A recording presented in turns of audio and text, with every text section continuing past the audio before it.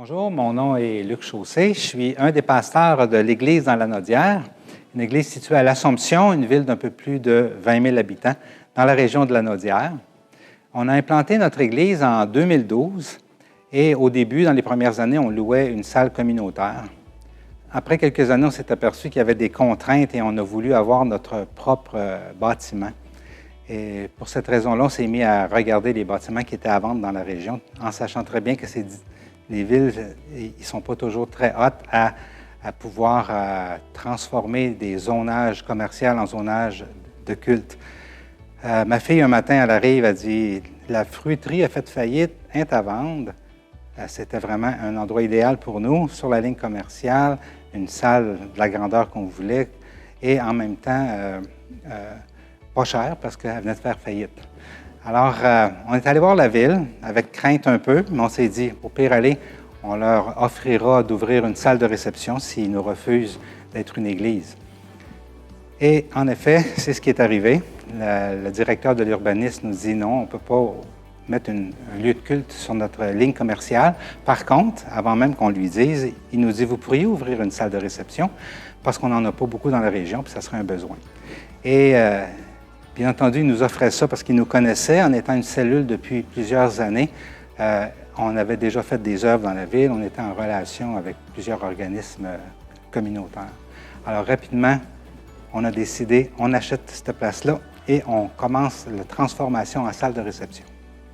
Ça a été le meilleur move qu'on pouvait faire parce que notre vision en tant qu'Église, c'était vraiment d'être une bénédiction pour les gens autour, un peu comme Dieu a demandé à Abraham d'être une bénédiction pour les nations.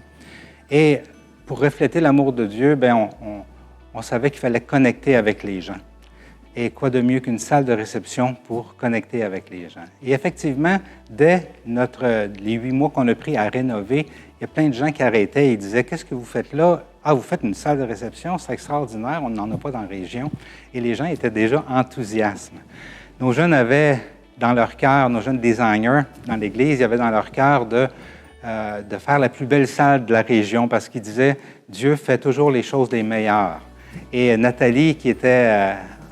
et son équipe qui était en charge de la location, eux autres disaient, on va offrir le meilleur accueil aux gens, le meilleur service, parce que c'est ça qui est reflété vraiment l'amour de Jésus. Ma femme Lise, qui était avec la Saint-Vincent-de-Paul, elle avait à cœur d'offrir gratuitement pour les organismes de charité de la région notre salle quand ils voulaient faire certaines activités. Et pourquoi pas s'unir à eux pour faire des activités pour les gens de la région. Donc, avec très peu de publicité, le bouche à oreille s'est fait.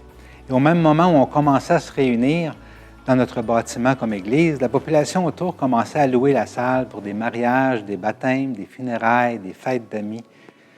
Avec cette ambiance, ça n'a pas été long que nos samedis étaient réservés 6 mois d'avance. Plusieurs personnes de l'Église voient comme un ministère de les accueillir lors des locations, de les servir lors de leur décoration et durant les événements. On a pu voir que lorsqu'on connecte avec des personnes, le Saint-Esprit nous connecte aussi avec eux, se connecte aussi avec eux, parce qu'on reçoit constamment ce témoignage, il y a vraiment quelque chose de spécial ici. En plus, la salle nous permet d'être en relation avec des traiteurs, des organisateurs d'événements et plein de personnes qui offrent d'autres services connexes. Les organismes de charité, eux, en sachant qu'ils pouvaient faire des activités chez nous gratuitement, ont rapidement connecté.